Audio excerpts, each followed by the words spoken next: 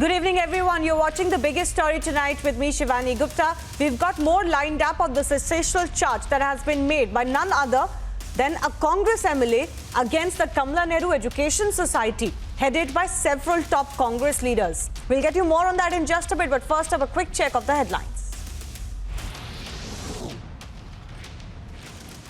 One arrested for offering namaz inside a temple in Mathura. Yogi government spells a conspiracy to stoke communal passions. Ex-Gandhi family loyalist and rebel MLA exposes Gandhi family trust scam, fires land grabbing and corruption charge. The increasing incidents of this love jihad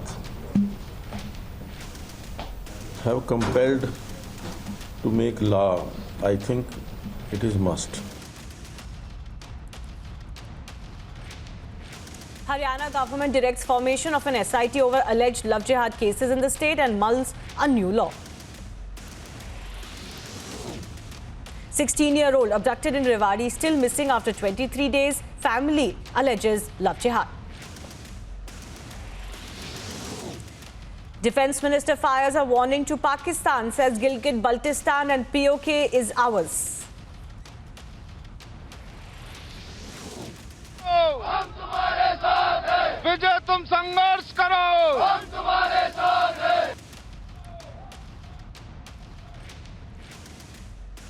Gujjar community continues its anti-Gehlot protest in Rajasthan over their quota demand. Bengaluru riots accused Congress leader goes missing. Cops launch a manhunt. Battle for Bihar intensifies as it's all set for stage 2, phase 2 of the polling. And Republic Editor-in-Chief invites Paramveer Singh to a one-on-one unedited live interview. Read the full letter on republicworld.com.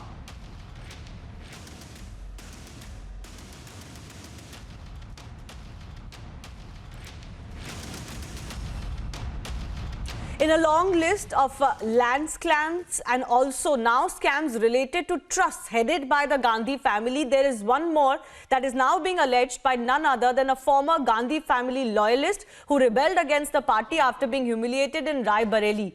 Adithi Singh has shot off a letter to the Economic Offences Wing demanding a probe into alleged financial irregularities into the Kamala Nehru Education Society. Let's go across also to our executive editor as we take this forward.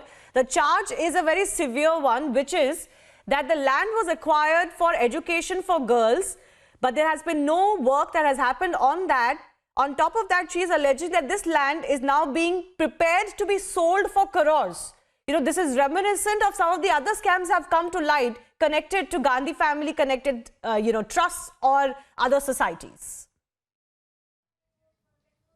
Well, Shivani, yes, the National Herald case is there in the Delhi courts. In fact, both Sonia and Rahul Gandhi are out on bail in that case. And then, of course, various land deal related cases against Robert Vadra that have been under a scanner in Haryana and Rajasthan. And now this case coming out from Rai Bareli. What is important is that Adithi Singh is someone who has turned rebel recently, but has been a close Gandhi's aide and continues to be a Congress MLA. Despite the Congress party wanting her expelled from the UP Assembly. In that context, her complaint to the Economic Offences Wing of Uttar Pradesh Police, asking them to investigate what the goings on in the Kamala Nehru Trust in Rai Bareli, one of the last bastions of the Gandhis, with Rahul Gandhi having lost Amethi in the last election and having gone to Wayanad, gains significance. Now, the details are as yet coming, but what is important is that Adithi Singh, in a tweet, apart from tagging the letter which she has written to the Economic Offences Wing, has also said that there is a corruption scam brewing related to the land that is available with the Kamala Nehru Trust, which was given to the trust at subsidized rates by the government, and that there is an attempt being made to siphon off or pawn off the land and monetize it against rules. That is the suggestion. Now, we have gathered that this is land, some of which is occupied by poor Dalit or even Muslim families, and how and in what manner this is being taken away, or the land is being taken away from the trust, that is something which would be a matter of investigation by the Economic Offences Wing of the UP Police, to which the complaint has been made by Adithi Singh. Shivani.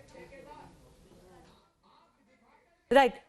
This is, of course, a charge that is not coming in from the opposition or, those usually opposed to the Gandhi family, Abhishek. So the fact that a Congress MLA, even if an estranged Congress MLA is making these charges, of course, lend that level of, more seriousness to these charges that are being made. What we have witnessed in the past, though, is that not many from the Gandhi family feel it incumbent upon them to come out and respond to the allegations, some of which have come in the past as well, even as they throw questions on everybody else. But when your own Congress member is doing so, it needs someone to respond to this. Well, while earlier Adithi Gandhi, I beg your pardon, sorry, it was a bit of a slip. Adithi Singh earlier perhaps has made some oblique references to the Gandhis, but in this time she's only targeting the Kamala Nehru Trust. The reference can be made with the fact that most of these trusts are held by Gandhis in some manner. What is important is that she Abhishek, I'm sorry to cut you short here. I'm going to come back to you in just a bit. I have to go across to Tom Varakan, BJP leader, who of course himself has spent many decades in the Congress, now joining us over the phone line. Tom Varakan, Adithi Singh is making a charge against the Kamala Nehru Education Society that quite reminiscent of what has happened in the National Herald case. No work on education was done.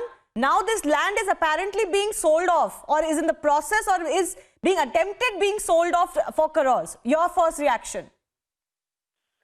The first family of the Congress party has been established to be a serial offender on matters of land. This is not something new that has happened. It was the son-in-law who was leading the front. And now the land use was changed. For 46 years, there was a girls' college to come up on that location. Nothing happened. And then the land use is being changed. And there are some people staying there who it's a source of livelihood. There are about a good number of families and their shops that are running there. They have been served notices for the sale of the land.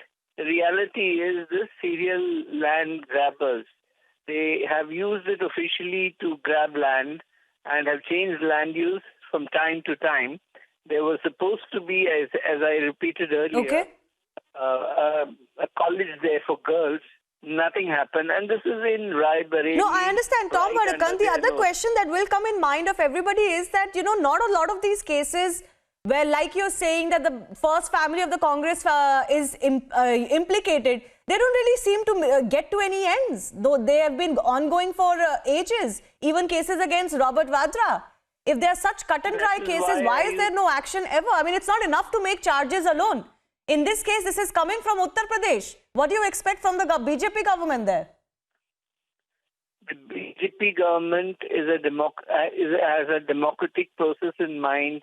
These are all under the scanner. They're being examined. Even the Rajiv Gandhi Foundation in Delhi is being scanned. There is an inquiry going on, and these things will all come to light. It is not. We are not in a banana republic that we can put people in jail right away. There has to be a legal system, and that legal system will be in place. The matter will be taken up. There's an inquiry.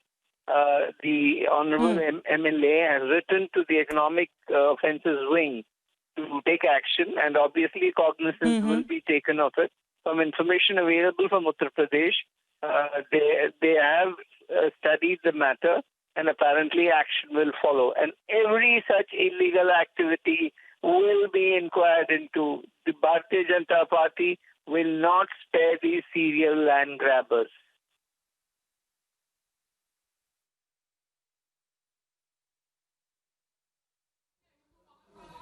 If you're getting me, this is Abhishek. This is not the first time that allegation has been made against against a society or a trust held by the Gandhis. We have seen the National Herald case and the Young India case and other, land deals of Mr. Robert Vadra, for example, that have been under the scanner of the Enforcement Directorate and Rajasthan Police. does it call for an explanation from the Gandhis themselves? They have maintained a kind of silence which speaks volumes about, some kind of a nod to these things that have happened in these trusts. Is that question to me? Yes, it's a question to you. Yes. While the spokespersons of the Congress party have spoken, the Gandhis themselves have maintained silence. This does not reflect transparently on their conduct. I mean, they could give their side of the stories if they so wish, but they have not spoken out. The radio silence that the Gandhis are maintaining is a clear indication that they are guilty. Spokesmen will give you wishy-washy answers without even knowing the ground reality of the situation. The point is now they will be trying to consult their legal eagles to find out a solution. They are already on bail, as you know, on the National Herald case and other issues that are pending in the court. The matter is sub judice on a variety of issues. The law of the land will take its course and they will not get away with Right. it.